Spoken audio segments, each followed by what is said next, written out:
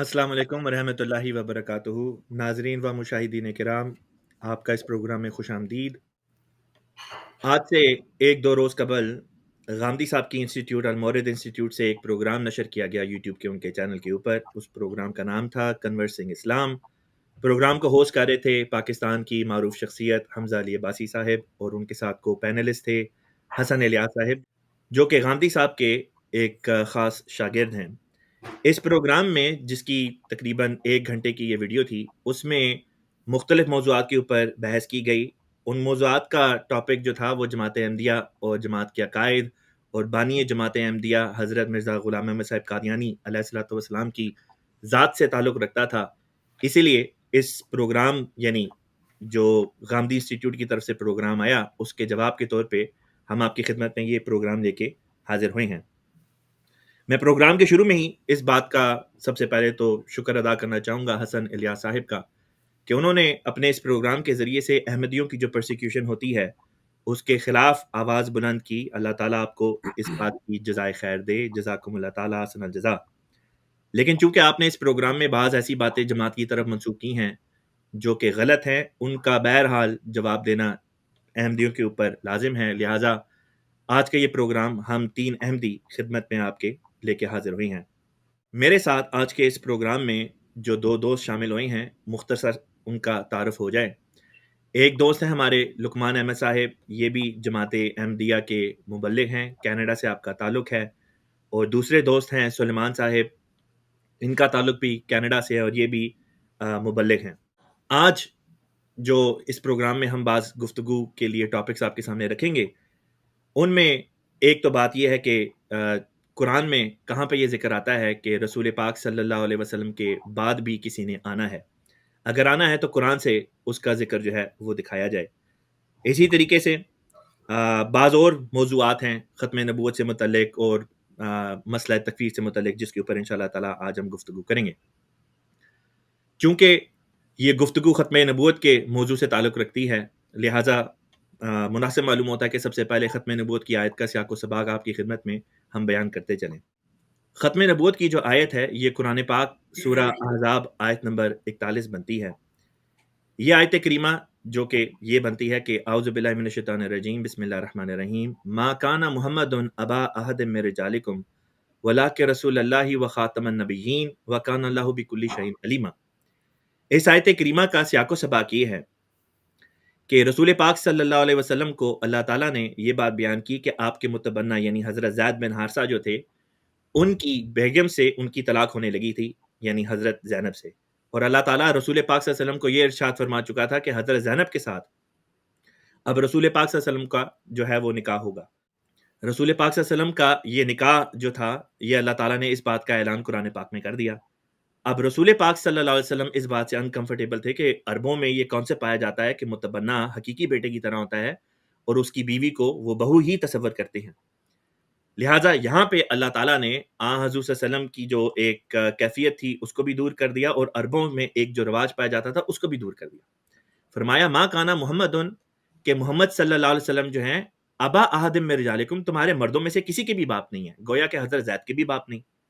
वलाकिन, लेकिन कह के बता दिया कि जिस चीज़ की नफ़ी की जा रही है उसी चीज़ का किसी और रंग में इस्बात भी किया जा रहा है। लिहाजा फरमाया मर्दों के तो बाप नहीं, लेकिन अल्लाह के रसूल हैं, वला के रसूल अल्लाह, अल्लाह ताला के रसूल हैं, और रसूल खुदा होने की हैसियत में आप सारे के सारे मोमिनीन जो हैं, मोमिनीन की जो जमात है उसके बाप हैं। जैसे कि खुद कुरान पाक में अल्लाह ताला ने एक दूसरे मकाम पे फरमाया कि अन्नबिय्यु औला बिल मोमिनीन मिन अनफुसिहिम व अज़वाजुहु उम्महातुहुम, नबी मोमिनों के करीब तर है और उसकी बेगमात जो हैं वो मोमिनों की माएँ हैं। अगर नबी की बीवी मोमिनों की माएँ हुई तो नबी लाज़मी तौर पे, रूहानी तौर पे मोमिनों का बाप हुआ।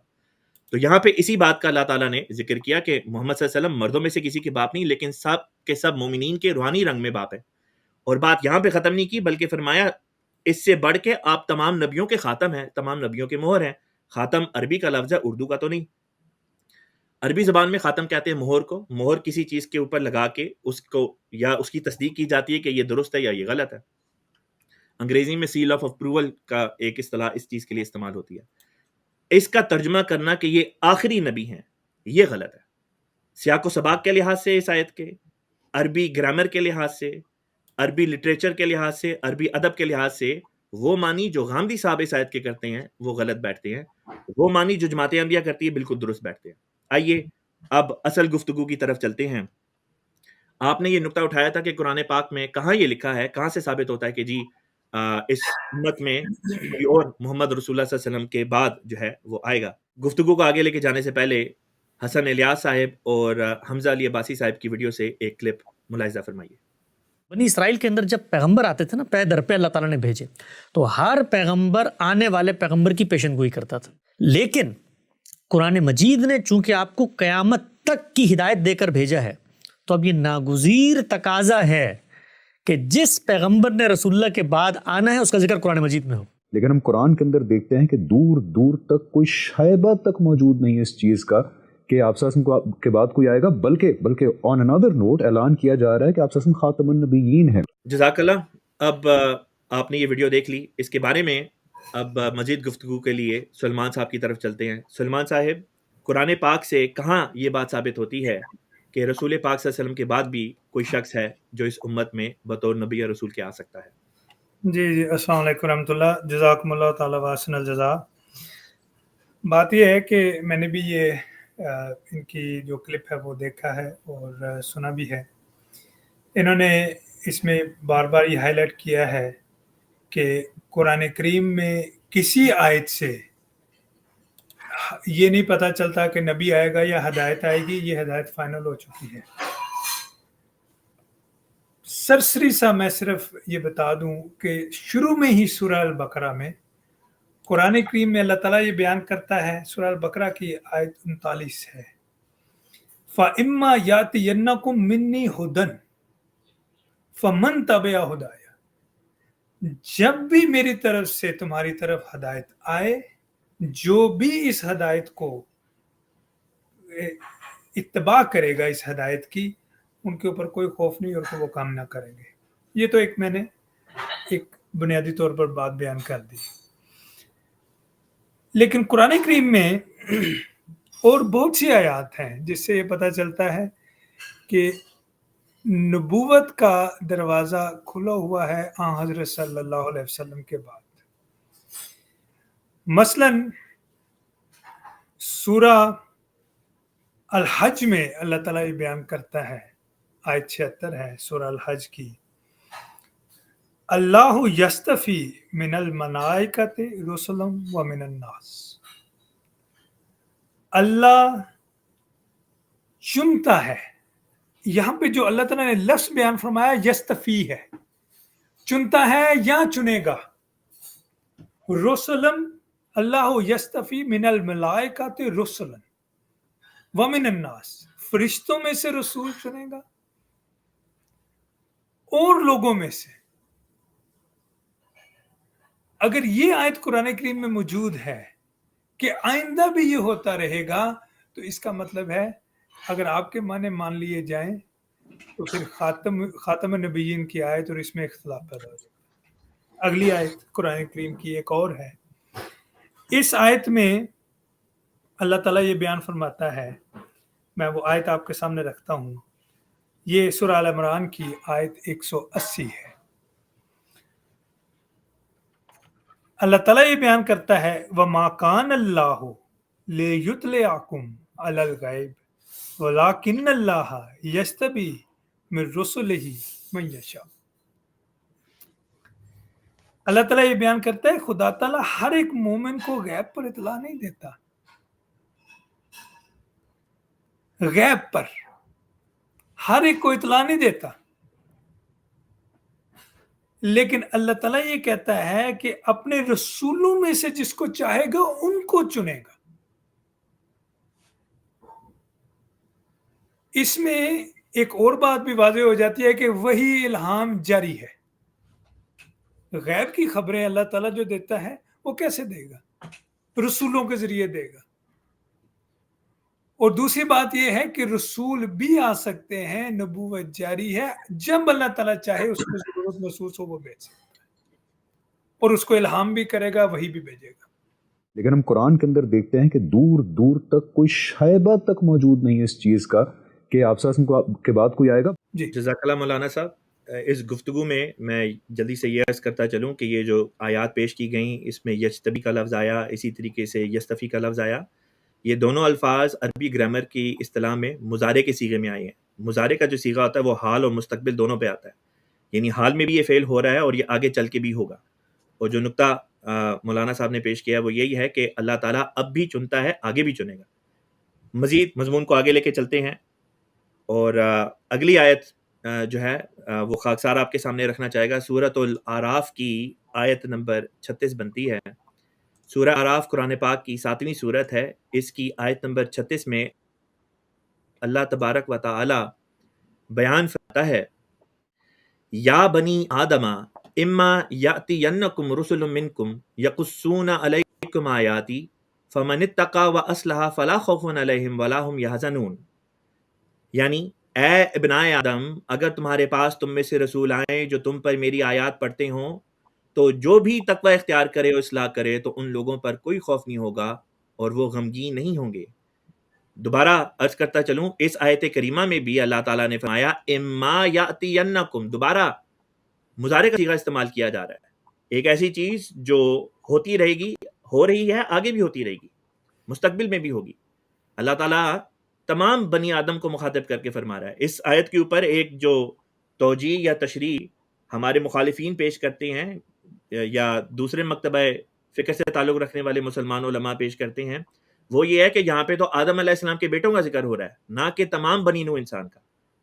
اور یہ وہ توجیہ پیش کرتے ہیں، لیکن یہ توجیہ اپنی ذات کے اندر غلط ہے. اس وجہ سے غلط ہے کہ اسی آیت سے پہلے اگر آپ تھوڑی سی چند آیتیں اوپر چلے جائیں، سارا سیاق و سباق جو ہے وہ بتا رہا ہے کہ یہاں پہ مومنوں سے بات ہو رہی ہے. رسول پاک صلی اللہ علیہ وسلم کے زمانے میں جو مسلمان تھے ان کو مخاطب کر کے ایک قاعدہ کلیہ بتایا جا رہا ہے. جیسے کہ یہ دیکھیں یہاں پہ یہ آیت آتی ہے اسی سورت کی آیت نمبر 32 میں، یا بنی آدم خذوا زینتکم عند کل مسجد، کہ اے بنی آدم یعنی آدم کے بیٹوں، جب کبھی بھی مسجد جاؤ تو وہاں پہ اپنی زینت کو اختیار کر لو. عند کل مسجد وَكُلُوا وَاشْرَبُوا وَلَا تُسْرِفُوا، کھاؤ پیو لیکن اسراف سے کام نہ لو. ہر عالم دین اس بات کو مانتا ہے کہ یہاں پہ بنی آدم سے مراد تمام مسلمان اس کے اندر شامل ہیں. تو پھر کیا وجہ ہے کہ اسی کانٹیکس میں، اسی سیاق و سباق کے ساتھ، اسی سیریز میں جب یہ آیت آتی ہے جہاں پہ اللہ تبارک و تعالیٰ فرماتا ہے اما یاتینکم، کہ جب کبھی بھی تمہارے پاس آئیں رسول منکم، رسول تمہارے میں سے ہی، اور مضارع کا صیغہ استعمال کر کے بتا دیا کہ مسلمانوں میں سے آگے چل کے اللہ تعالیٰ رسول بھیجنے پہ قادر ہے، بھیج سکتا ہے. لیکن ہم قرآن کے اندر دیکھتے ہیں کہ دور دور تک کوئی شائبہ تک موجود نہیں ہے اس چیز کا کہ آپ صلی اللہ علیہ وسلم کے بعد کوئی آئے گا. آئیے مضمون کو مزید آگے لے کے چلتے ہیں. اگلی جو آیت آتی ہے وہ آتی ہے سورہ آل عمران میں. آیت نمبر ہے آل عمران کی 82.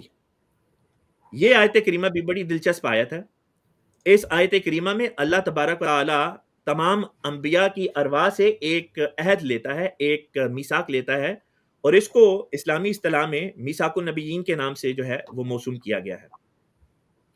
میثاق النبیین جو ہے وہ اللہ تعالیٰ نے نبیوں سے ایک عہد لیا. آیت کریمہ اسکرین پہ آپ اس وقت دیکھ سکتے ہیں. اللہ تعالیٰ فرماتا ہے وَإِذْ أَخَذَ اللَّهُ مِيثَاقَ النَّبِيِّينَ لَمَا آتَيْتُكُم مِّن كِتَابٍ وَحِكْمَةٍ ثُمَّ جَاءَكُمْ رَسُولٌ مُصَدِّقٌ لِّمَا مَعَكُمْ لَتُؤْمِنُنَّ بِهِ وَلَتَنصُرُنَّهُ قَالَ أَأَقْرَرْتُمْ وَأَخَذْتُمْ عَلَىٰ ذَٰلِكُمْ إِصْرِي قَالُوا أَقْرَرْنَا قَالَ فَاشْهَدُوا وَأَنَا مَعَكُم مِّنَ الشَّاهِدِينَ. یعنی اور جب اللہ تعالیٰ نے نبیوں کا میثاق لیا کہ جب کہ میں تمہیں کتاب اور حکمت دے چکا ہوں، دیکھیں یہاں پہ ذکر ہے تمام انبیاء کا، اور حکمت دے چکا ہوں، پھر اگر کوئی ایسا رسول تمہارے پاس آئے جو اس بات کی تصدیق کرنے والا ہو جو تمہارے پاس ہے تو تم ضرور اس پر ایمان لے آؤ گے اور ضرور اس کی مدد کرو گے. کہا گیا تم اقرار کرتے ہو اور اس بات پر مجھ سے عہد باندھتے ہو؟ انہوں نے کہا ہاں ہم اقرار کرتے ہیں. اس نے کہا پس تم گواہی دو اور میں بھی تمہارے ساتھ گواہ ہوں. اس آیت کریمہ میں بتایا گیا ہے کہ جب بھی اللہ تعالیٰ کا کوئی نبی یا رسول آتا تھا تو وہ اپنے سے بعد میں آنے والے کے لیے اس رنگ میں پیشن گوئی کر جاتا تھا کہ اگر اسی پیغام کو لے کے، جس پیغام کو لے کے میں آیا ہوں، میرے بعد میں خدا کا کوئی رسول، کوئی مرسل نبی آ جائے تو اے میری قوم کے لوگوں، تم نے اس کی تصدیق کرنی ہے، اس پر ایمان لانا ہے، اس کی مدد کرنی ہے. سوال پیدا ہوتا تھا، یہاں پہ دوسرے انبیاء کا تو ذکر آ گیا، کیا یہ عہد خود رسول پاک صلی اللہ علیہ وسلم کی ذات بابرکات سے بھی لیا گیا ہے؟ تو اس کا جواب ہے ہاں، بالکل لیا گیا. اور سورہ الاحزاب قرآن پاک کی جو سورت ہے 33ویں، اس کی ابتدائی آیات بنتی ہیں آیات نمبر 8 اور 9. ان میں اسی عہد میثاق کا یعنی میثاق النبیین کا دوبارہ سے اللہ تعالیٰ نے ذکر کیا. یہ میثاق النبیین قرآن پاک میں صرف 2 جگہ پہ اس کا ذکر آتا ہے، ایک آل عمران والی آیت اور دوسرا یہاں پہ. اللہ تعالیٰ فرماتا ہے وَإِذْ أَخَذْنَا مِنَ النَّبِيِّينَ، اور جب ہم نے عہد لیا نبیوں سے، میثاقہم ان کا عہد، وَمِنْكَ اور تجھ سے بھی. یہاں پہ من کا سے مراد رسول پاک صلی اللہ علیہ وسلم ہے. وَمِن نُوحٍ وَإِبْرَاهِيمَ وَمُوسَى وَعِيسَى ابْنِ مَرْيَمَ وَأَخَذْنَا مِنْهُم مِيثَاقًا غَلِيظًا، اور جب ہم نے نبیوں سے ان کا عہد لیا اور تجھ سے بھی اے محمد صلی اللہ علیہ وسلم، اور نوح سے اور ابراہیم اور موسیٰ اور عیسیٰ ابن مریم سے بھی، اور ہم نے ان سے بہت پختہ عہد لیا تھا. یہ اسی عہد کی طرف اشارہ ہے جس میں ہر نبی اپنی قوم کو مخاطب کر کے یہ نصیحت کر جاتا ہے کہ میرے بعد اگر میرے پیغام کی تصدیق کرنے کے لیے کوئی نبی آئے تو اس کا انکار مت کرنا، اس پر ایمان لانا.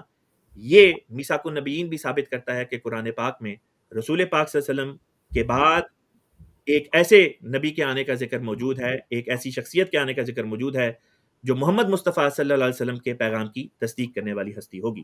لیکن ہم قرآن کے اندر دیکھتے ہیں کہ دور دور تک کوئی شائبہ تک موجود نہیں ہے اس چیز کا کہ آپ صلی اللہ علیہ وسلم کے بعد کوئی آئے گا. اب خاکسار مضمون کو آگے لے کے چلتا ہے اور مولانا لقمان صاحب کی طرف ہم چلتے ہیں. آپ سے درخواست کرتے ہیں جی آپ اس بارے میں مزید کچھ رہنمائی فرمائیں. جزاکم اللہ. آپ آیت جو سورہ نساء کی آیت نمبر 70 ہے اس کو اگر اسکرین پر لے آئیں. تو جیسا کہ ویڈیو میں یہ اس بات کا ذکر کیا گیا ہے کہ حسن صاحب نے اور حمزہ صاحب نے بار بار اس بات کا ذکر کیا کہ اگر تو حضرت صلی اللہ علیہ وسلم کے بعد کسی نبی نے بھی آنا تھا تو اس کا ذکر یا اس بات کا شائبہ قرآن میں ملنا چاہیے کہ حضرت صلی اللہ علیہ وسلم کے بعد کوئی نبی کے آنے کا امکان موجود ہے یا کسی نبی نے آنا تھا.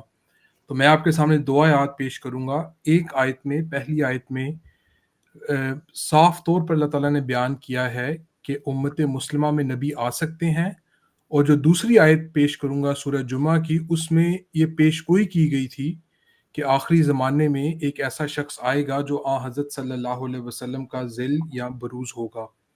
تو وہ آیت یہ جو اسکرین ہے اس پر آپ آیت دیکھ سکتے ہیں. سورہ نساء کی آیت نمبر 70 اللہ تعالیٰ اس میں فرماتے ہیں کہ من یطع اللہ والرسول فاولئک مع الذین انعم اللہ علیہم من النبیین والصدیقین والشہداء والصالحین. اور اس کا اردو ترجمہ ہے کہ جو بھی اللہ کی اور اس رسول کی اطاعت کرے تو یہی وہ لوگ ہیں جو ان لوگوں کے ساتھ ہوں گے جن پر اللہ نے انعام کیا، یعنی نبیوں میں سے، صدیقوں میں سے، شہیدوں میں سے اور صالحین میں سے. تو قرآن کریم میں اللہ تعالیٰ نے کھول کر اس بات کو بیان کیا ہے کہ جو وہ لوگ جو حضرت صلی اللہ علیہ وسلم کی اطاعت کرنے والے ہیں ان کے لیے یہ ممکن ہے کہ ان کو ان 4 جو درجات ہیں ان میں سے کوئی درجہ ملے، اور ان میں انبیاء کا بھی ذکر کیا گیا ہے. بعض اوقات جو غیر احمدی مسلمان ہیں وہ اس آیت کے جواب میں یہ کہتے ہیں کہ یہاں پر درجوں کے ملنے کا ذکر نہیں ہے بلکہ ان کی مائیت کا ذکر ہے، کیونکہ اللہ تعالیٰ نے فرمایا کہ ان لوگوں کے ساتھ ہوں گے جن پر اللہ نے انعام کیا. لیکن اس کا ایک جواب تو یہ ہے کہ جو لفظ معا ہے وہ قرآن کریم میں دونوں معنوں میں آتا ہے. اس کا مطلب ساتھ بھی ہے اور یہ بھی ہے کہ ان میں سے ہوں. مثلاً ہم یہ قرآن کریم کی جو دعا ہے وَتَوَفَّنَا مَعَ الْأَبْرَارِ، ہم اللہ تعالیٰ سے دعا کرتے ہیں کہ ہمیں نیک لوگوں میں سے اس حالت میں وفات دے کہ ہم نیک لوگوں میں سے ہوں. اس دعا کا یہ مطلب نہیں ہے کہ نیک لوگوں کے ساتھ ہمیں وفات دے. تو یہاں پہ جو معا آیا ہے اس میں یہ بھی بات یاد رکھنے والی ہے کہ اگر اس کا یہ مطلب کیا جائے کہ یہاں صرف ان کی مائیت مراد ہے اور وہ جو درجہ ہے وہ عطا نہیں ہو سکتا، تو پھر اس کا لازمی نتیجہ یہ ہوگا کہ اگر کہ امت مسلمہ میں اگر کوئی شخص نبی نہیں بن سکتا تو اس کا پھر نتیجہ یہ ہوگا کہ وہ صدیق یا صالح یا شہید بھی نہیں بن سکتا، صرف ان کی میت ان کو عطا ہو سکتی ہے. لیکن ہم قرآن کے اندر دیکھتے ہیں کہ دور دور تک کوئی شائبہ تک موجود نہیں ہے اس چیز کا کہ آپ صلی اللہ علیہ وسلم کے بعد کوئی آئے گا. تو یہ ایک آیت تھی، اور دوسری آیت جو میں پیش کرنا چاہتا ہوں وہ سورہ جمعہ کی آیت ہے یہاں پہ اللہ تعالیٰ نے سورہ جمعہ کی آیت نمبر 3 میں فرمایا ہے کہ هو الذی بعث فی الامیین رسولا منہم یتلو علیہم آیاتہ ویزکیہم ویعلمہم الکتاب والحکمہ وان کانوا من قبل لفی ضلال مبین۔ تو جیسا کہ میں نے کہا تھا کہ سورہ نساء میں اللہ تعالیٰ نے سورہ نساء میں کی آیت نمبر 70 سے اس بات کا پتہ چلتا ہے کہ کسی نبی کا آنا ممکن ہے، لیکن یہاں پہ حضرت صلی اللہ علیہ وسلم کی بعثت کا ذکر کرنے کے بعد اللہ تعالیٰ نے ایک پیش گوئی کی ہے قرآن کریم میں کہ حضرت صلی اللہ علیہ وسلم کی دوسری بعثت ہوگی، یا ایک شخص آئے گا جو آپ کی دوسری بعثت کے طور پر نبی بن کر آئے گا۔ تو یہ اس کا ترجمہ میں آپ کے سامنے پیش کرتا ہوں۔ فرمایا کہ وہی ہے جس نے امی لوگوں میں انہی میں سے ایک عظیم رسول مبعوث کیا، وہ ان پر اس کی آیات کی تلاوت کرتا ہے اور انہیں پاک کرتا ہے اور انہیں کتاب کی اور حکمت کی تعلیم دیتا ہے، جبکہ اس سے پہلے وہ یقیناً کھلی کھلی گمراہی میں تھے۔ سو حضرت صلی اللہ علیہ وسلم کے متعلق اللہ تعالیٰ نے بیان کیا کہ اللہ تعالیٰ نے آپ کو مبعوث کیا امیین میں، اور پھر آگے آپ کے جو 4 بڑے بڑے کام تھے ان کا بیان کیا۔ اس سے اگلی آیت میں یعنی سورہ جمعہ کی آیت نمبر 4 میں فرمایا کہ وَآخَرِينَ مِنْهُمْ لَمَّا يَلْحَقُوا بِهِمْ، فرمایا اور انہی میں سے دوسروں کی طرف بھی اسے مبعوث کیا ہے جو ابھی ان سے نہیں ملے۔ سو حضرت صلی اللہ علیہ وسلم کی ایک بعثت کا ذکر قرآن کریم میں امیین کی طرف ہے، اور پھر اگلی آیت میں فرمایا کہ وَآخَرِينَ مِنْهُمْ لَمَّا يَلْحَقُوا بِهِمْ، اور انہی میں سے دوسروں کی طرف اسے مبعوث کیا جو ان سے نہیں ملے۔ اور صحیح بخاری میں جب ہم ان آیات کی تفسیر میں دیکھتے ہیں تو ادھر ہمیں یہ حدیث ملتی ہے، یہ حدیث موجود ہے صحیح البخاری میں کتاب التفسیر اسی آیت کے تحت، جس میں حضرت صلی اللہ علیہ وسلم سے صحابہ نے پوچھا کہ وہ کون لوگ ہوں گے، یعنی کہ وہ کون لوگ ہوں گے جن کا اس آیت میں ذکر کیا گیا ہے۔ تو حضرت صلی اللہ علیہ وسلم نے حضرت سلمان 3 دفعہ یہ سوال پوچھا گیا، تیسری دفعہ آپ نے حضرت سلمان فارسی کے کندھے پر ہاتھ رکھ کے کہا کہ اگر ایمان سریا تک بھی پہنچ گیا تو اس کی قوم میں سے ایک شخص یا بعض اشخاص اس کو پا لیں گے، یا مطلب یہ کہ اس کو پا کر ایمان کو دوبارہ دنیا میں قائم کر دیں گے۔ تو قرآن کریم میں اس بات کی پیش گوئی اللہ تعالیٰ نے کی تھی کہ ایک وقت آئے گا جب حضرت صلی اللہ علیہ وسلم کی دوسری بعثت ہوگی، اور احمدی مسلمانوں کا یہ عقیدہ ہے کہ یہ جو دوسری بعثت کی جو پیش گوئی تھی وہ حضرت مرزا صاحب میں جو بانی جماعت احمدیہ ہیں، حضرت مرزا غلام احمد علیہ السلام، ان کے بعثت کے ذریعے یہ پیش گوئی پوری ہوئی ہے۔ تو یہ 2 آیات ہیں جن میں سے پہلی سے امکان نبوت کا پتہ چلتا ہے کہ یہ امت مسلمہ میں اس بات کا امکان موجود تھا، اور دوسری آیت میں وہ پیش گوئی کی گئی تھی کہ یقیناً اس امت میں آخری زمانے میں جب اسلام پر تنزلی کا زمانہ آئے گا تو اس وقت ایک رسول مبعوث ہوگا جو حضرت صلی اللہ علیہ وسلم کا ذل ہوگا، گویا وہ حضرت صلی اللہ علیہ وسلم کی بعثت ثانیہ کے طور پر دنیا میں آئے گا۔ کیا قرآن مجید جس وقت آپ کو نبیوں کی مہر قرار دے رہا ہے تو آپ کا جو دوسرا مفہوم ہے کہ ہو سکتا ہے کوئی اور بھی آ جائے اس کی تصدیق رسول اللہ صلی اللہ علیہ وسلم کر لیں، تو وہ تصدیق تو اس کتاب کے اندر ہونی ہے نا بھائی۔ یہ جو لقمان صاحب نے سورہ نساء کی آیت پیش کی ہے جس میں یہ ہے کہ جو اس رسول کی اطاعت کرے گا ان کو یہ درجات ملیں گے، غامدی صاحب یا یہ جو حسن صاحب ہیں ان کی اگر ویڈیوز دیکھیں، غامدی صاحب نے پہلے بھی کئی ویڈیوز میں اس بات کا ذکر کیا ہے کہ خاتم النبیین کی جو آیت ہے، خاتم کا لفظ اگر اس کے معنی مہر ہے، اور اگر تصدیقی مہر کے لیں تو انہوں نے اس ویڈیو میں بھی یہ کہا ہے کہ ہمیں وہ تصدیق دکھا دیں قرآن کریم سے۔ یہ جو آیت انہوں نے پیش کی ہے لقمان صاحب نے سورہ نساء کی، یہ وہ تصدیق ہے، کیونکہ وجہ یہ ہے کہ صرف یہ خاصیت حضرت صلی اللہ علیہ وسلم کو دی گئی اور کسی نبی کو نہیں دی گئی کہ آپ کی پیروی اور اطاعت سے نبوت کے مقام پر کسی کو فائز کیا جائے۔ مثلا قرآن کریم میں ایک جگہ اللہ تعالیٰ بیان فرماتا ہے، سورہ الحدید کی آیت نمبر 20 ہے، والذین آمنوا باللہ ورسلہ اولئک هم الصدیقون والشہداء، جو اللہ اور اس کے رسولوں پر ईमान लाए पीछे, वो अल्लाह ताला बयान करता है कि वो सिद्दीकों में से होंगे और शुहदा में से, मकाम उनका सिद्दीकियत तक का है।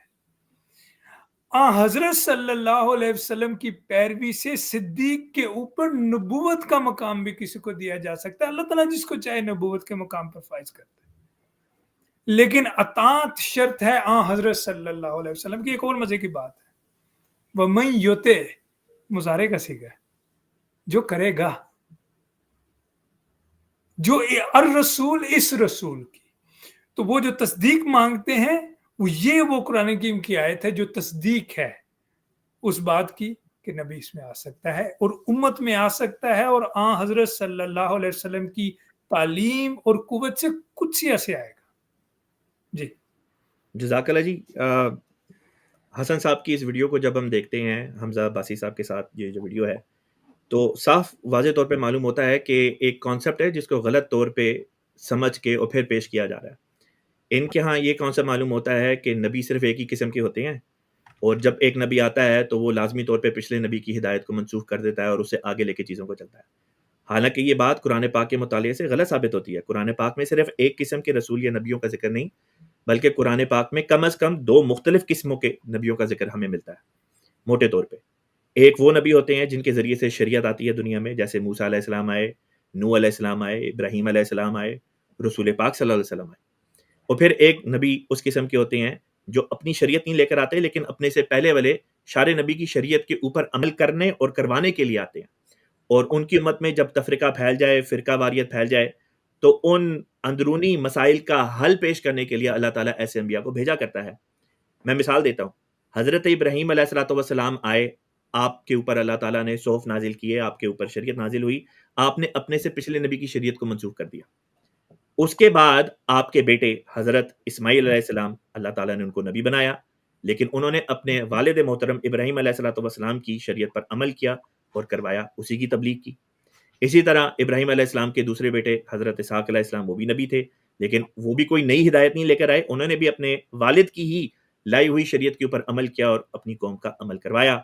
आगे से इसहाक़ अलैहिस्सलाम के बेटे थे हज़रत याकूब अलैहिस्सलाम, उन्होंने भी अपने दादा की शरीयत पर अमल किया और करवाया। आगे से याकूब अलैहिस्सलाम के बेटे थे, यानी इब्राहीम अलैहिस्सलाम के पड़पोते, और वो थे सैयदना यूसुफ अलैहिस्सलाम, उन्होंने भी अपने परदादा की शरीयत पर अमल किया और करवाया। यहाँ पे क्योंकि आपने बेटों का जिक्र किया है, तो वो हदीस का भी ज़हन में आती है कि जो ख़त्म नबूवत की जो आयत है ख़ातमुन नबिय्यीन वाली, वो 5वीं हिजरी की है, और 9वीं हिजरी में हज़रत सल्लल्लाहु अलैहि वसल्लम के जो बेटे थे हज़रत इब्राहीम, जब उनकी वफ़ात हुई थी, तो हज़रत सल्लल्लाहु अलैहि वसल्लम ने फरमाया था कि अगर ये ज़िंदा रहता तो सच्चा नबी होता। तो अगर तो ख़ातमुन नबिय्यीन की यही मतलब था कि वो आखिरी नबी हैं जिसके बाद कोई नबी का आना मुमकिन नहीं है, तो फिर हज़रत सल्लल्लाहु अलैहि वसल्लम ऐसा ना फरमाते। तो क्योंकि आपने वो बेटों का जिक्र किया था, उससे मुझे वो हदीस याद आई। ज़बरदस्त। देखिए, कोई ये बात कर सकता है कि ये हम बात जो है ये अपनी तरफ से पेश कर रहे हैं, कुरान में इसका कहाँ पे ज़िक्र आता है कि अंबिया की ये भी कोई किस्म है।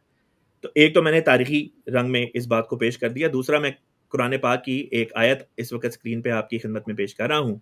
ये सूरह अल माइदा की आयत नंबर 45 है। अल्लाह तबारक व तआला यहाँ पे बयान फरमाता है, इन्ना अंज़लना तौराता फ़ीहा हुदम व नूर, के हमने तौरात को नाजिल किया जिसमें हिदायत भी थी और नूर भी था।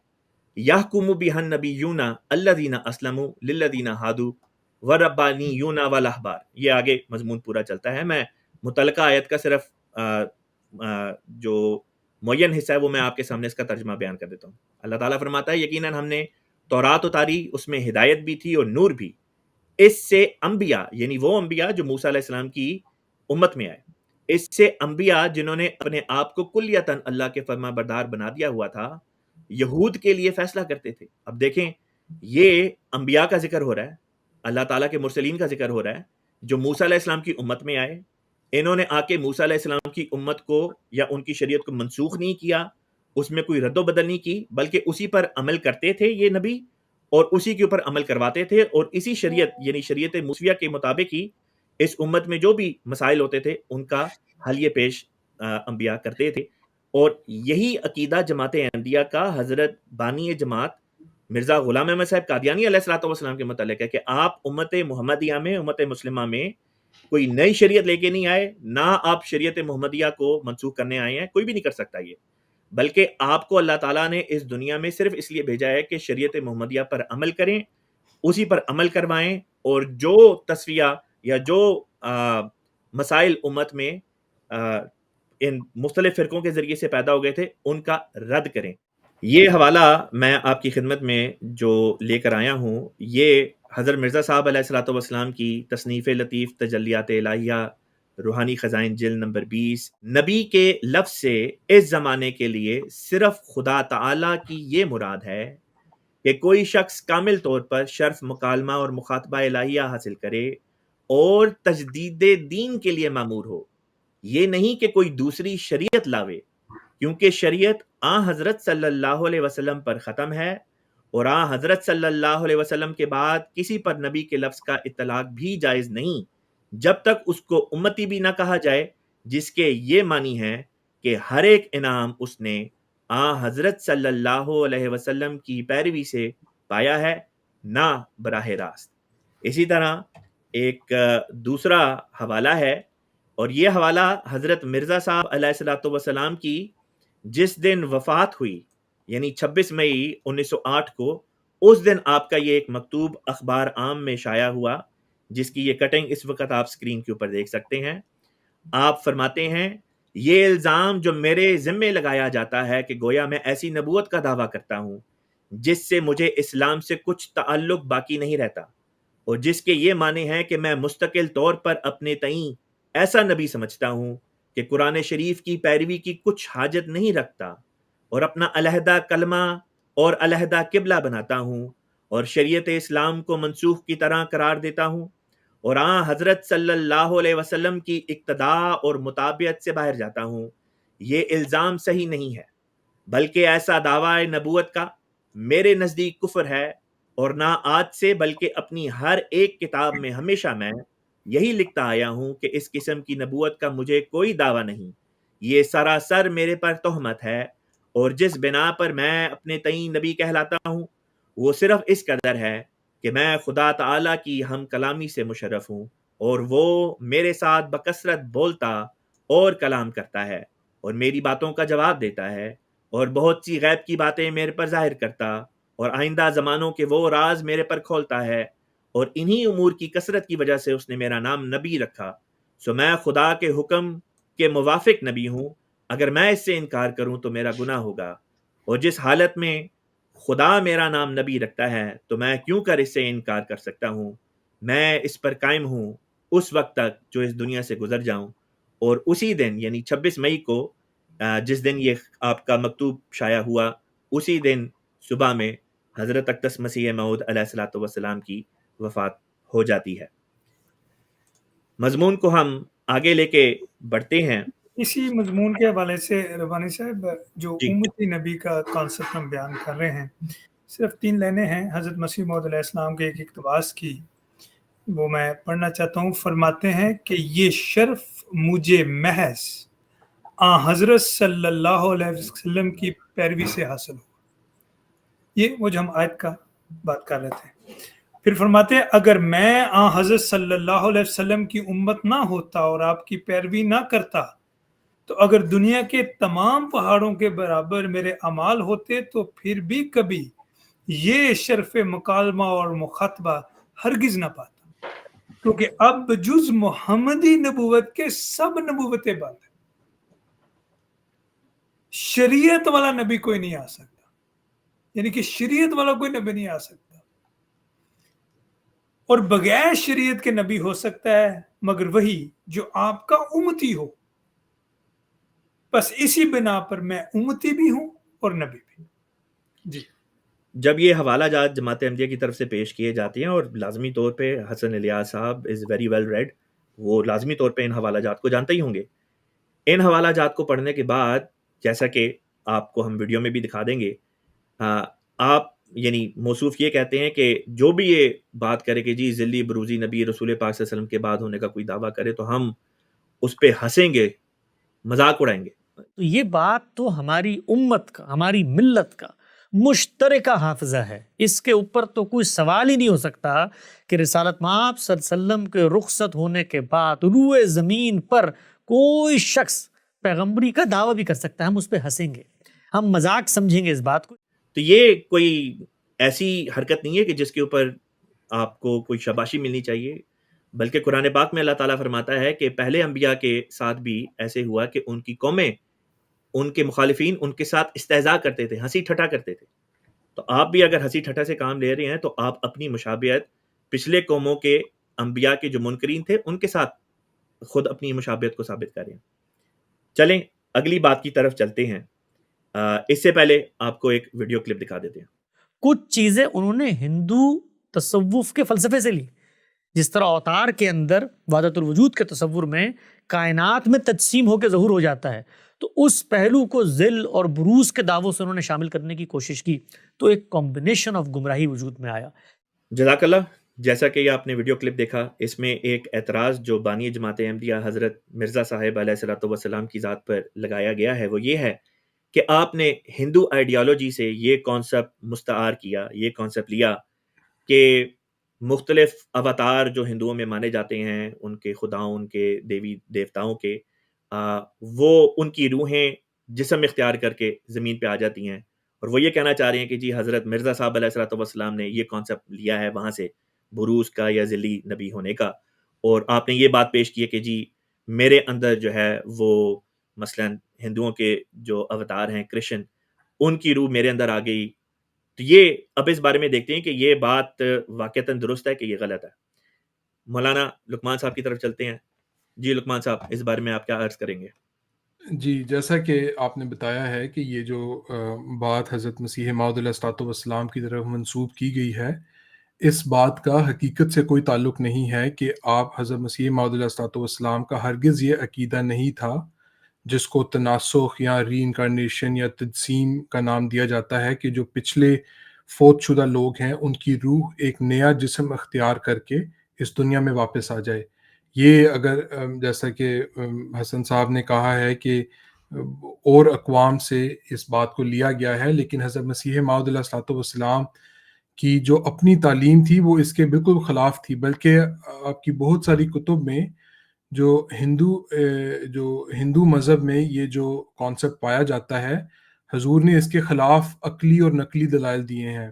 لیکن حضرت مسیح موعود علیہ الصلوۃ والسلام بانی جماعت احمدیہ کا جو اپنا اس بارے میں سٹینس ہے وہ یہ واضح ہے، اور وہ یہ روحانی خزائن جلد نمبر 17 یہ جو کتاب ہے گورنمنٹ انگریزی اور جہاد، اس میں آپ تحریر فرماتے ہیں کہ اگرچہ میں نے اپنی بہت سی کتابوں میں اس بات کی تشریح کر دی ہے کہ میری طرف سے یہ دعویٰ کہ میں عیسیٰ مسیح ہوں اور نیز محمد مہدی ہوں اس خیال پر مبنی نہیں ہے کہ میں در حقیقت حضرت عیسیٰ علیہ السلام ہوں اور نیز در حقیقت حضرت محمد مصطفیٰ صلی اللہ علیہ وسلم ہوں، مگر پھر بھی وہ لوگ جنہوں نے غور سے میری کتابیں نہیں دیکھیں وہ اس شبہ میں مبتلا ہو سکتے ہیں کہ گویا میں نے تناسخ کے طور پر اس دعوے کو پیش کیا ہے، اور گویا میں اس بات کا مدعی ہوں کہ سچ مچ ان دو بزرگ نبیوں کی روحیں میرے اندر حلول کر گئی ہیں، لیکن واقعی امر ایسا نہیں ہے.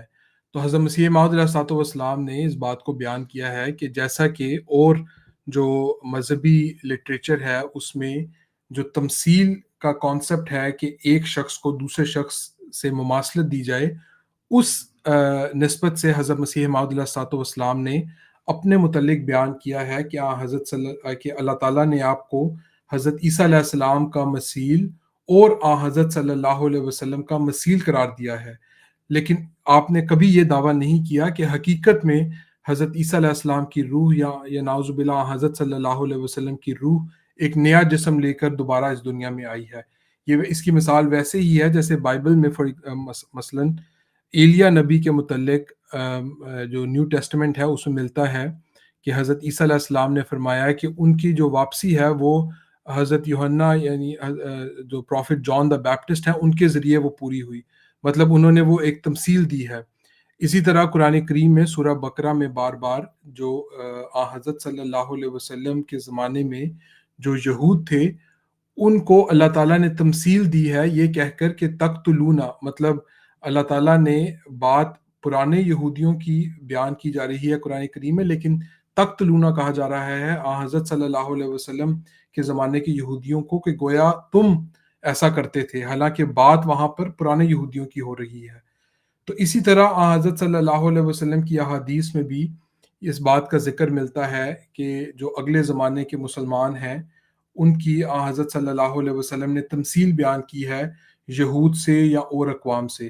تو یہ اس کانسیپٹ کی بنیاد پر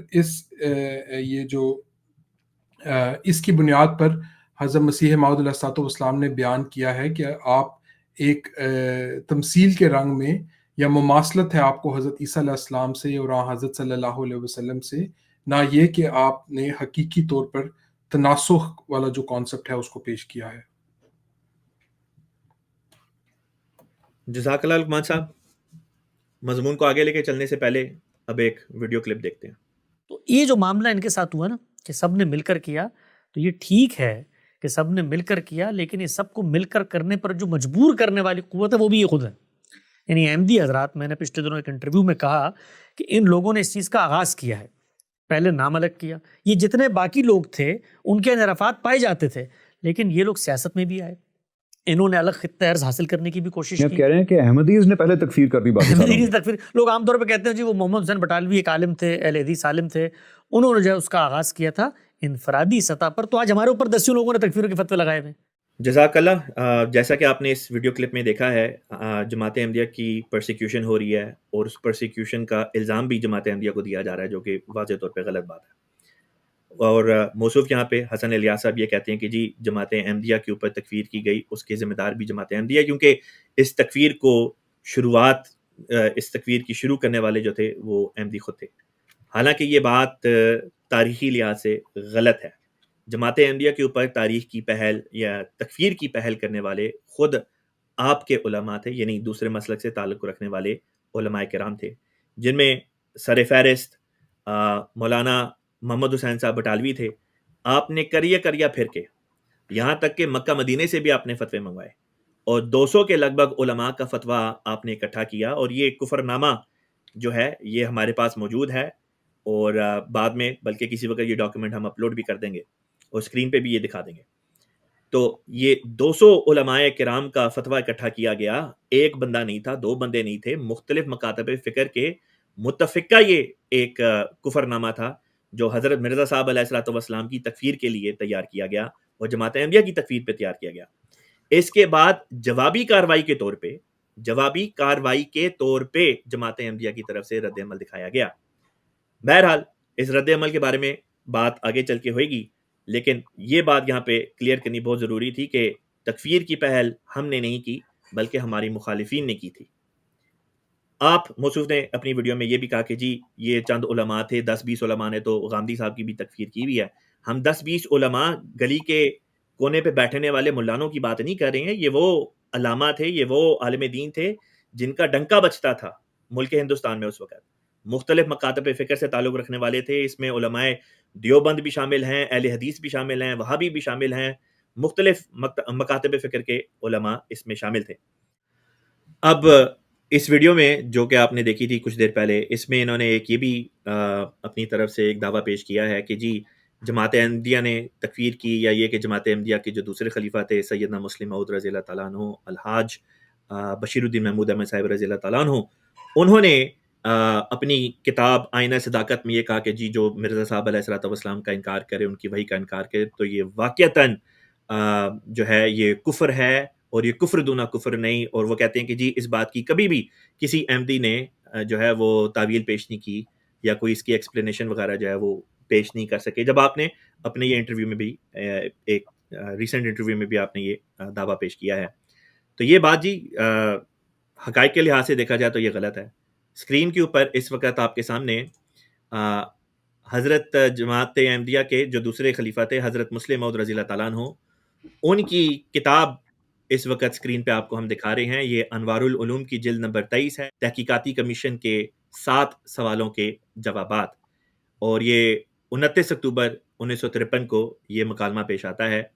آپ سے جو سوال کیا گیا، یعنی جماعت کے خلیفہ دوسرے جو تھے، جن کی تحریر ہے آئینہ صداقت، آپ سے سوال کیا گیا جو مسلمان مرزا غلام احمد صاحب کو نبی بمانے ملہم اور معمور من اللہ نہیں مانتے کیا وہ مومن اور مسلمان ہیں؟ آپ کیا جواب دیتے ہیں؟ ملاحظہ فرمائیے. مسلم اور مومن قرآن مجید کے محاورات کو دیکھتے ہوئے دو الگ الگ معنی رکھتے ہیں. مسلم نام امت محمدیہ کے افراد کا ہے اور ایمان دراصل اس روحانی اور قلبی کیفیت کا نام ہے جس کو کوئی دوسرا جان نہیں سکتا. خدا تعالیٰ ہی اس سے واقف ہوتا ہے. جہاں تک لفظ مسلم کا تعلق ہے، قرآن کریم کی آیت ہوا سماکم المسلمین کے مطابق امت محمدیہ کا ہر فرد مسلم کہلانے کا مستحق ہے.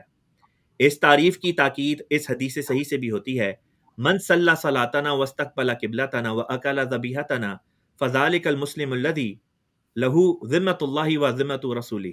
یعنی جو شخص بھی ہمارے قبلہ یعنی کعبہ کی طرف منہ کر کے مسلمانوں کی سی نماز پڑھے اور مسلمانوں کا ذبیحہ کھائے، پس وہ مسلمان ہے جس کو خدا اور اس کے رسول کی حفاظت حاصل ہے. باقی رہا مومن، سو کسی کو مومن قرار دینا در حقیقت صرف خدا تعالیٰ کا کام ہے. عام اصطلاح میں مسلم اور مومن ایک معنوں میں استعمال ہو جاتے ہیں، لیکن در حقیقت مومن خاص ہے اور مسلم عام. پس ہر مومن مسلم ضرور ہوگا لیکن ہر مسلم کا مومن ہونا ضروری نہیں. میں اس بحث کو آگے لے کے چلتا ہوں. آپ سے اگلا جو سوال کیا گیا وہ بھی ذرا ملاحظہ فرمائیں. آپ سے جو اگلا سوال کیا گیا، اچھا یہ بھی بتاتا چلوں ضمنی طور پہ کہ حضرت مرزا صاحب علیہ السلام نے اپنے وہ لوگ جنہوں نے مسلمانوں میں سے آپ کا انکار کر دیا ان کے بارے میں یہ نہیں کہا کہ یہ شخص جو ہیں یہ غیر مسلم ہیں، ان کو مسلمان ہی کہا ہے. اس بات کے بعد جو اگلا سوال آپ لوگوں کی طرف سے پیش کیا جاتا ہے، اس وقت بھی جماعت کے خلیفہ کے سامنے یہ بات پیش کی گئی کہ جو شخص مرزا صاحب علیہ الصلوۃ والسلام کا انکار کر دیتا ہے مسئلہ تکفیر سے ریلیٹڈ، کیا ایسا شخص کافر ہے؟ اس کے جواب میں بھی جماعت کے جو دوسرے خلیفہ تھے انہوں نے یہ نکتہ پیش کیا کہ کافر کے معنی عربی زبان میں نہ ماننے والے کے ہیں. بس جو شخص کسی چیز کو نہیں مانتا اس کے لیے عربی زبان میں کافر کا لفظ ہی استعمال ہوگا. بس ایسے شخص کو جب تک وہ یہ کہتا ہے کہ میں فلاں چیز کو نہیں مانتا، اس چیز کا اس کو کافر سمجھا جائے گا. اس چیز کا ایسے شخص کو ہم یہ نہیں کہتے کہ وہ اسلام کا کافر ہے.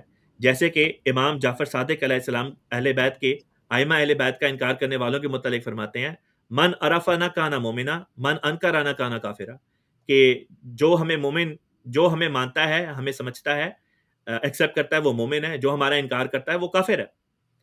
اسی طریقے سے جماعت احمدیہ کے جو بانی تھے آپ فرماتے ہیں ایک یہ کفر کہ ایک شخص اسلام سے ہی انکار کرتا ہے اور حضرت صلی اللہ علیہ وسلم کو خدا کا رسول نہیں مانتا، یہ ایک کفر کی قسم ہے.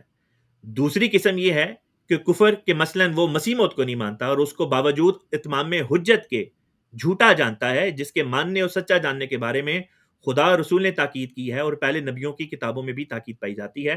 یہاں پہ دو یعنی کہ تفریق کر کے دکھا دی کہ یہ دو قسم کے مختلف قسم کے کفر ہیں. اس کے بعد آپ نے پھر خود یہ بات بیان کی کہ وہ شخص جو مسیح موعود علیہ السلام کا انکار کرتا ہے وہ اسلام کے دائرے سے باہر نہیں، اسلام کے دائرے میں رہتے ہوئے مومن کے دائرے سے باہر آ جاتا ہے. اب اس کے بعد مضمون کو آگے لے کے چلتے ہیں اور ذکر کرتے ہیں.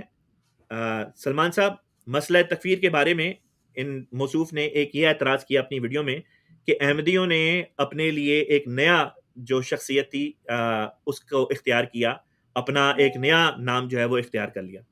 اس بارے میں اور وہ کہتے ہیں کہ جی اس وجہ سے ان کی مخالفت ہوئی اور تکفیر ہوئی. ذرا روشنی ڈالیں اس بارے میں.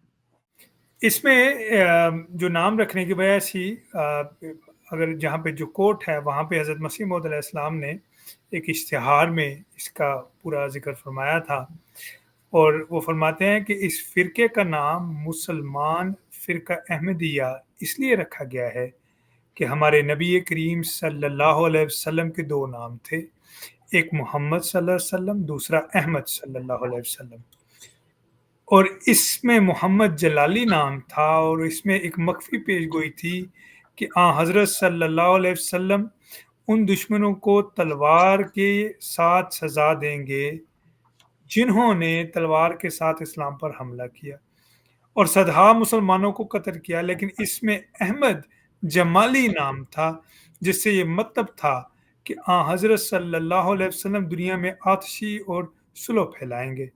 سو خدا نے ان دونوں ناموں کی اس طرح پر تقسیم کی کہ اول حضرت صلی اللہ علیہ وسلم کی مکہ کی زندگی میں اس میں احمد کا ظہور تھا اور ہر طرح سے صبر کی تعلیم تھی، اور پھر مدینہ کی زندگی میں اس میں محمد کا ظہور ہوا، اور مخالفوں کی سرکوبی خدا کی حکمت اور مصلحت سے ضروری سمجھی، لیکن یہ پیشگوئی کی گئی تھی کہ آخری زمانے میں پھر اس میں احمد ظہور کرے گا، اور ایسا شخص ظاہر ہوگا جس کے ذریعے سے احمدی صفات یعنی جمالی صفات ظہور میں آئیں گی، اور تمام لڑائیوں کا خاتمہ ہو جائے گا۔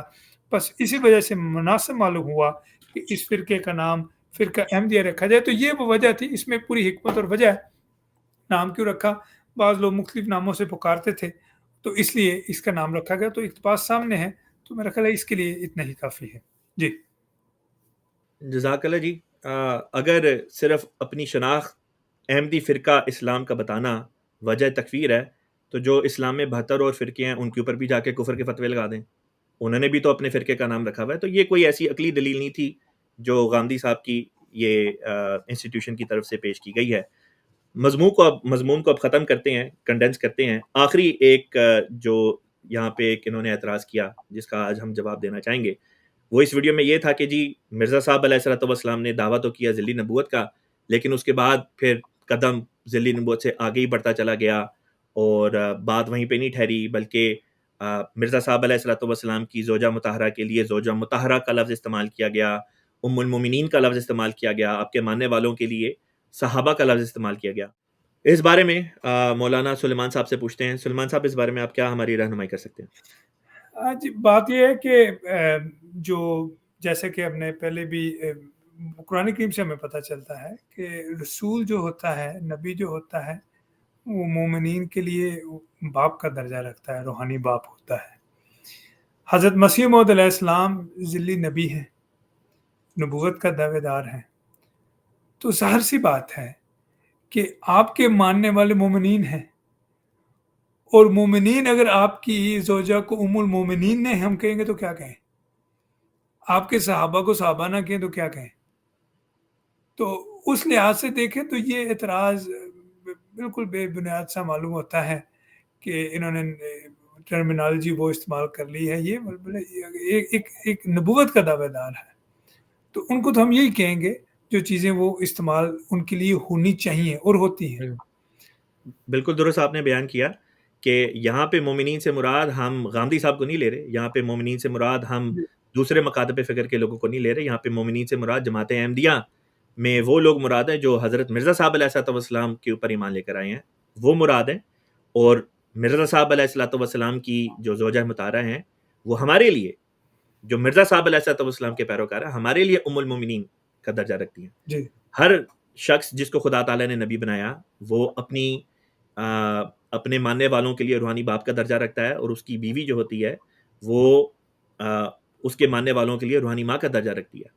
ٹھیک اسی طریقے سے اگر ہمارے نزدیک مرزا صاحب علیہ الصلوۃ والسلام اللہ تعالیٰ کے نبی ہیں، جن معنوں میں بھی نبی ہیں وہ ہم نے اس پروگرام میں بیان کر دیا، تو لازمی طور پہ ماننا پڑے گا کہ ان کی زوجہ کے لیے لفظ ام المومنین روحانی معنوں میں استعمال ہو سکتا ہے اور ہو رہا ہے۔ اسی طریقے سے یہ جو دوسری بات تھی کہ آپ کے ماننے والوں کے لیے صحابہ کا لفظ استعمال کیا، تو نبی کے ماننے والوں کو صحابہ نہیں کہیں گے تو اور کیا کہیں گے؟ دوسری بات یہ کہ خود اگر آپ صحیح مسلم میں کتاب الفتن کھول کے پڑھیں، جہاں پہ ایک مسیح کے ذکر آتا ہے، اس امت میں ایک مسیح کے آنے کا ذکر آتا ہے، وہاں پہ اس کے ساتھیوں کو اصحابہ کے الفاظ سے خود رسول پاک صلی اللہ علیہ وسلم نے یاد فرمایا۔ تو جب رسول پاک صلی اللہ علیہ وسلم فرما رہے ہیں کہ مسیح جو ہوگا اس کے ساتھ جو اس کے ساتھی ہوں گے وہ صحابہ ہوں گے، تو ہماری تو یہ مجال نہیں کہ ہم پھر یہ کہیں کہ جی صحابہ کا لفظ کیوں استعمال کیا ہے۔ اگر آپ اتنی جرت دکھا سکتے ہیں تو پھر یہ سوال آپ رسول پاک صلی اللہ علیہ وسلم کے دربار میں پیش کریں۔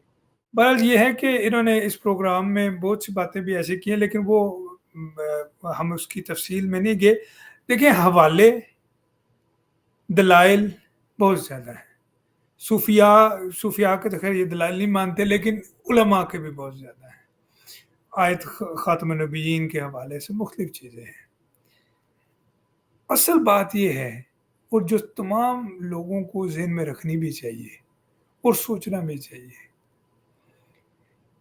کہ کیا نبی کی ضرورت نہیں ہے؟ جو حالت چل رہی ہے مسلمانوں کی،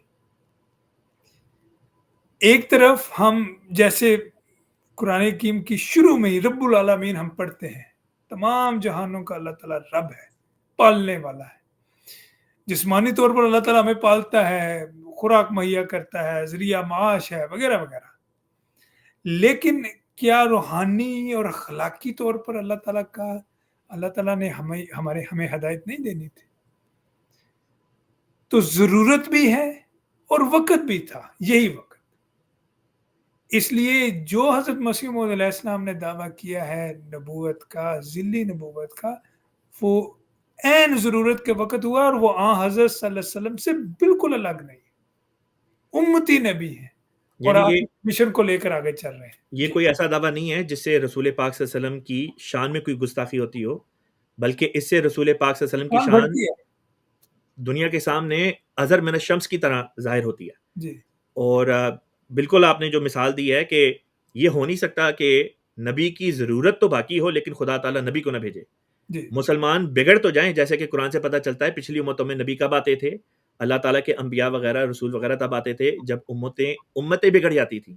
تو امت کے بگڑنے کے بارے میں تو خبریں ہمیں قرآن میں بھی ہیں، اور یعنی امت مسلمہ کے بارے میں، اور احادیث مبارکہ میں بھی ہیں، اور مسلمانوں کی حالت خود پکار کے کہہ رہی ہے کہ اس وقت ان کی اب کتنی حالت جو ہے وہ اور گر سب چکی سے ہے. بڑی بات یہ ہے کہ یہ ان کی طرف سے یہ کہا گیا قرآن کی موجودہ، قرآن کی موجودہ، اس لیے ہمیں کسی کی ضرورت نہیں. وہی قرآن کی یہ پیش کوئی کر رہا ہے، وقال الرسول یا رب ان قوم اتخذوا هذا القرآن مہجورا. بالکل یہ واقعہ صحابہ کے وقت تو ہو نہیں سکتا کہ رسول پاک صلی قرآن اللہ علیہ وسلم کی کریم زندگی کو میں یہ پیچھے ہوا. پھینک دیا ہے انہوں نے. بالکل تو قرآن کریم موجود ہے لیکن پھر اس کو پیچھے پھینک دیا، تو کیا مطلب ہے؟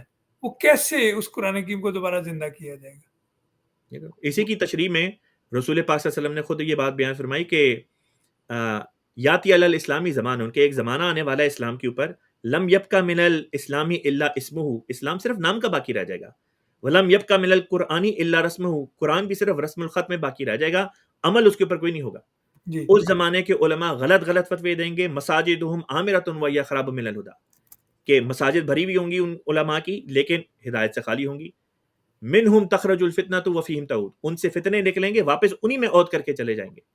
یہ ساری حالتیں اس وقت آپ کو خود بھی دکھائی دیتی ہیں، آپ خود بھی کہتے ہیں کہ علماء کس طرح سے غلط فتوے دے کے لوگوں کو اسلام کو بدنام کر رہے ہیں، لوگوں کی زندگیوں کے ساتھ کھیل رہے ہیں. تو وہ تمام تر باتیں جو احادیث میں موجود تھیں، جن کا ذکر قرآن میں بھی آ گیا ضمنی طور پہ، ساری باتیں پوری ہو گئیں، لیکن آپ یہ کہتے ہیں کہ نہیں کوئی آ نہیں سکتا.